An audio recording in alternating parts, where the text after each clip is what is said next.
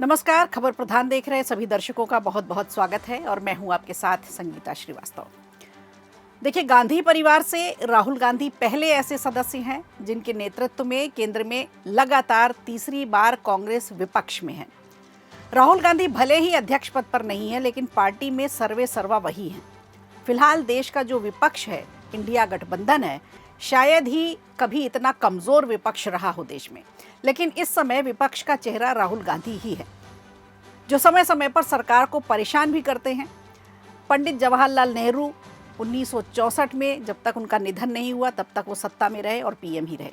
इंदिरा गांधी की बात करें, पूर्व प्रधानमंत्री, तो 1977 में इकलौती हार है उनकी जिसका उन्होंने सामना किया था, और फिर 1980 में वापस चुनाव जीतकर वापसी की थी उन्होंने। पूर्व प्रधानमंत्री राजीव गांधी की बात करें तो 1989 में सत्ता से बाहर हुए थे, फिर 91 में कांग्रेस फिर से सत्ता में वापस आई। हालांकि उनके दुखद अंत के कारण चुनाव नतीजों का जो परिणाम था वो आने वाला था, वो काफ़ी कुछ पहले से ही पता चल चुका था। जब से गांधी परिवार के बाहर से पीएम बनने का सिलसिला शुरू हुआ है, तब से लेकर आज तक चलता ही चला जा रहा है। नेहरू, इंदिरा और राजीव गांधी के समय जो स्थितियां थी वो काफ़ी अलग थी। कांग्रेस बहुत पावर में थी, पावरफुल नेता थे, जनता का भरोसा कांग्रेस पर अटूट था। राहुल गांधी के सामने जो चुनौतियां हैं वो थोड़ा अलग तरह की हैं। वर्तमान समय में कठिन भी है, इसलिए कठिन है क्योंकि उनके सामने प्रतिद्वंदी के तौर पे एक मजबूत संगठन है और प्रधानमंत्री के तौर पर नरेंद्र मोदी हैं। 15 साल के गुजरात के सीएम और पिछले 12 सालों से देश के पीएम। लगातार मजबूत होता बीजेपी का संगठन। इन सब से राहुल गांधी को जूझना होता है, बड़ी चुनौतियां हैं और इनसे निपटना होता है। तो इनके लिए भी विषम परिस्थितियां हैं। देखा जाए तो प्रधानमंत्री नरेंद्र मोदी और भाजपा संगठन हर मुकाबले में पिछले मुकाबले से अधिक ज़्यादा शक्तिशाली हो जाते हैं। 2004 में राहुल गांधी का संसदीय राजनीति में प्रवेश हुआ था। कांग्रेस के लिए अति शुभ साबित हुआ था ये। इस चुनाव में राहुल गांधी पहली बार अमेठी से लोकसभा चुनाव के लिए चुने गए थे। 3 लोकसभा चुनाव के अंतराल पर इसी चुनाव में कांग्रेस को यूपीए 1 की सरकार में अगुवाई का मौका मिला था और 2009 में कांग्रेस ने एक बार फिर बेहतरीन प्रदर्शन किया। यही वो चुनाव था जिसमें जीत के बाद भी सोनिया गांधी प्रधानमंत्री नहीं बन पाई थी। राहुल गांधी ये जगह ले सकते थे, उनके लिए मुफीद थी ये जगह, लेकिन गांधी परिवार ने और राहुल गांधी का ये फैसला था कि डॉक्टर मनमोहन सिंह को पीएम बनाया जाए। असलियत में यूपीए सरकार के 10 साल के कार्यकाल में राहुल गांधी कोई भी जिम्मेदारी सीधे लेने से बचते रहे थे। लोकसभा के अपने पहले कार्यकाल के कुछ वर्षों में उन्होंने खुद को अमेठी, रायबरेली तक ही सीमित रखा। कुछ मौक़ों पर उन्हें ये भी कहता सुना गया कि अभी वो सीख रहे हैं। डॉक्टर मनमोहन सिंह ने उन्हें सरकार में शामिल होने का न्योता भी दिया था। कुछ जिम्मेदारियां भी सौंपी जानी थी। कांग्रेस पार्टी के जो वरिष्ठ नेता थे, जो सीनियर लीडर थे, वो भी चाहते थे कि राहुल गांधी आगे आकर जिम्मेदारियां संभालें, लेकिन उन्होंने हर बात को ठुकराया और जिम्मेदारी लेने से बचते रहे। लेकिन 27 सितंबर 2013 की बात करें, एक ऐसा अवसर आया जब इस असलियत का सार्वजनिक तौर पर प्रदर्शन हो गया कि भले राहुल सरकार में ना हो, लेकिन उनकी अनदेखी नहीं की जा सकती।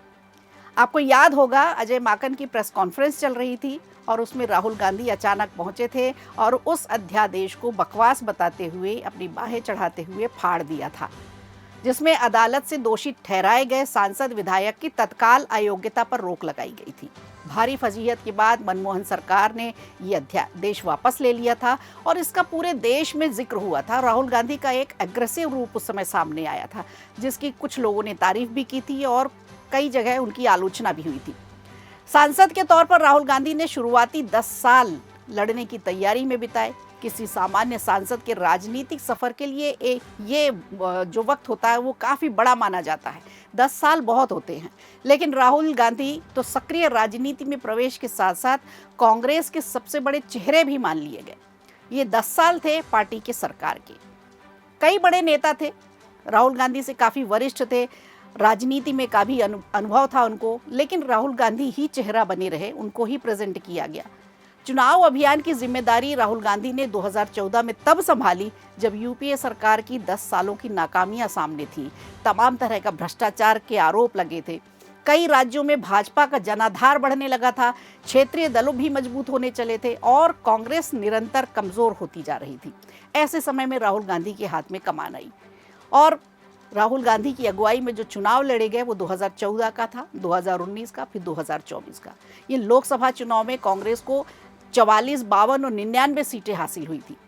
अब तक लोकसभा के 3 चुनाव में पार्टी के चुनावी अभियान का राहुल गांधी के लिए देखा जाए तो एक असफल ही रहा उनके लिए। ये तीनों चुनाव असफल रहे। राज्यों के चुनाव में भी वो कोई करिश्मा खास दिखा नहीं पाए। लोग कहने लगे कांग्रेस के उद्धार के लिए भाजपा का सत्ता से बाहर जाना जरूरी है। मतलब जब तक भाजपा सत्ता में रहेगी तब तक कांग्रेस का उद्धार नहीं हो सकता। मुश्किल बात यह है कि कांग्रेस की अकेले मौजूदा ताकत से ये मुमकिन भी नहीं है।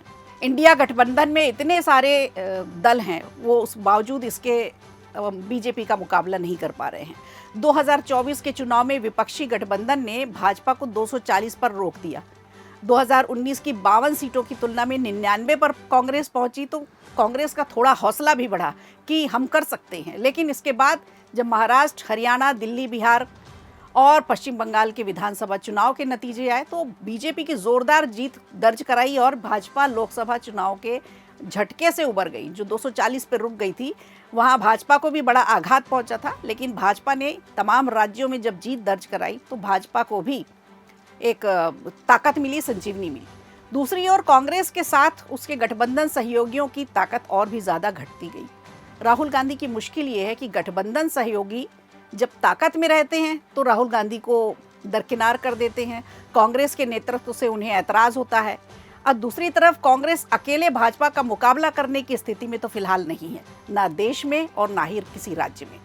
2024 के चुनाव के बाद परिदृश्य कांग्रेस के लिए उत्साहित करने वाला तो रहा नहीं। पिछले 12 साल से कांग्रेस दिन पे दिन कमज़ोर ही होती जा रही है।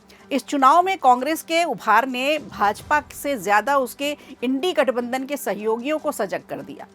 कांग्रेस का मजबूत होना सिर्फ भाजपा नहीं, कांग्रेस के सहयोगी दल, क्षेत्रीय पार्टियां, उनके लिए भी एक बड़ा चिंता का मुद्दा है, बड़ी फिक्र का मुद्दा है। कुछ मामलों में ये भाजपा से अधिक सहयोगियों की चिंता बढ़ाने वाला है। असलियत में क्षेत्रीय दलों की बात करें तो कई राज्यों में कांग्रेस की कीमत पर खुद को उन्होंने मजबूत किया। उनकी इस मजबूती से मुस्लिम वोटों का बड़ा योगदान रहा।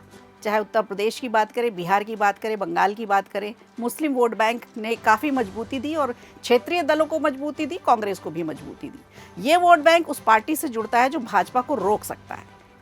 कांग्रेस के मजबूत होने का मतलब मुस्लिम वोटों की ओर से वापसी होना, उनका मुड़ना कांग्रेस की तरफ। लेकिन जब कांग्रेस की तरफ से ये मुड़कर जाते हैं तो भाजपा विरोधी या अन्य वोटर्स को भी कांग्रेस की ओर आकर्षित कर सकता है। तो अपने राज्यों में इस वोट बैंक पर काबिज क्षेत्रीय पार्टियां ये खतरा मोल ही क्यों लेना चाहेंगी। लोकसभा चुनाव में कांग्रेस के लिए इसलिए ये सहयोगी बनते हैं क्योंकि केंद्र की जब सत्ता होती है तो उनकी सीमित साझेदारी ही मुमकिन हो सकती है। क्षेत्रीय दल पूरी तरह से नहीं पहुंच पाते केंद्र की सत्ता में। इसे हासिल करने के लिए कांग्रेस का सहयोग चाहिए होता है। सीटों पर समझौता करना पड़ता है जो ज़्यादातर घाटे का ही सौदा होता है। लेकिन राज्यों में हिस्सेदारी का सवाल बड़ा पेचीदा होता है, जिसके चलते एकता कायम नहीं रह पाती, एकजुटता नहीं रह पाती, विचारों में भिन्नता आ जाती है और कमज़ोर हो जाता है गठबंधन। केंद्र में मजबूत होने के लिए राज्यों में मजबूत होना कांग्रेस की सबसे ज़्यादा ज़रूरत है। कांग्रेस को अपनी पुरानी ताकत की तलाश है इस समय। पार्टी सिर्फ लोकसभा चुनाव के भरोसे नहीं बैठ सकती, लेकिन मुश्किल ये है कि राज्यों की उसकी मुहिम शुरू होते ही गठबंधन के जो साथी हैं, गठबंधन के जो दल हैं, वो अपनी अपनी राह पकड़ना शुरू कर देते हैं। इसका नज़ारा राज्यों के जो चुनाव हुए, उपचुनाव हुए, उसमें सबने देखा। उनका सबसे बड़ा संकट ये है कि जिस लाइन को वो एक बार पकड़ लेते हैं, अक्सर उसका मजाक बनने लगता है। उसे इतना दोहराते हैं कि लोग गंभीरता से लेना बंद कर देते हैं। उनका चौकीदार चोर है का नारा आखिर में मजाक बन गया।